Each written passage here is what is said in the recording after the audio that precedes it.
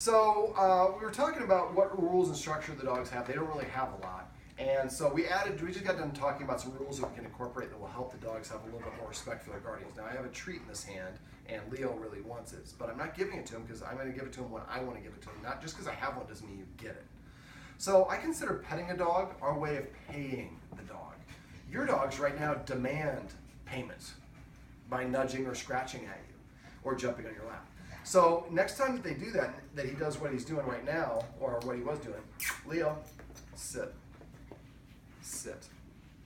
So I give him a counter order, and as soon as he follows through, then I pet him and reward him for doing what I want. Sit.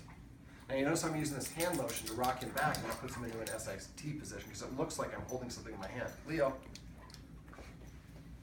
sit. So I lower it, let him lick it off my hand, and then tickle him under the chin all at the same time, so we're doing multiple things. Now, what's going to happen is, it's hard, you don't even realize how often you pet your dogs. Your dog's going to walk by, and you're just going to scratch as they go by, or they nudge you and you're watching TV and you reach over and pet them, you don't even thinking about it. So what I usually recommend is you come up with a watch word that everyone in the family uses. The word I usually recommend is paycheck, but you can change it to anything you want. So if you come in the room and you hear paycheck, your job is to pull your hands up immediately and then tell the dog to sit or lie down, even if you asked him to sit or lie down before. So if you argue about it, the dogs know that you're on a different page. This is great interaction. By asking them to sit or lie down first, sitting and lying down are more subordinate positions, and they would yelp if that was too much.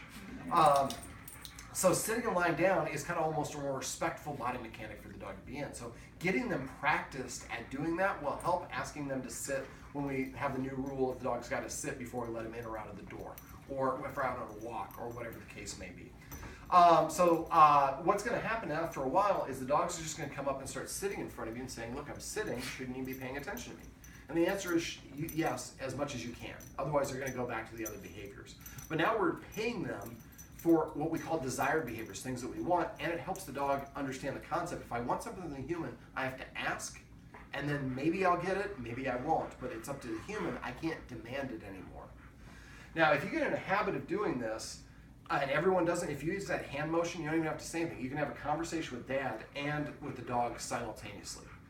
So what I usually do is as soon as it sits, I lower him. If I have a treat, I let him lick it off my hand, and I scratch simultaneously and say the word. And don't say good sit, just sit.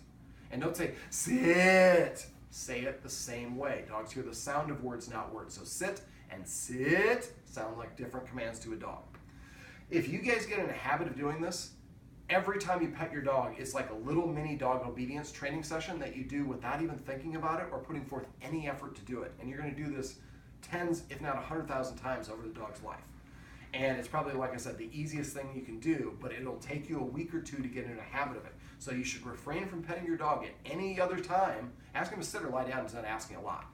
So refrain from petting them unless they sit or lie down. If they're already sitting, ask them to lie down. Or if they're sitting here, ask them to come over here. And after that, if you want to pet them for an hour and snuggle with them, that's fine. They have to start out by sitting or lying down or coming to you. Then you can pet them as much as you want. That's petting with a purpose.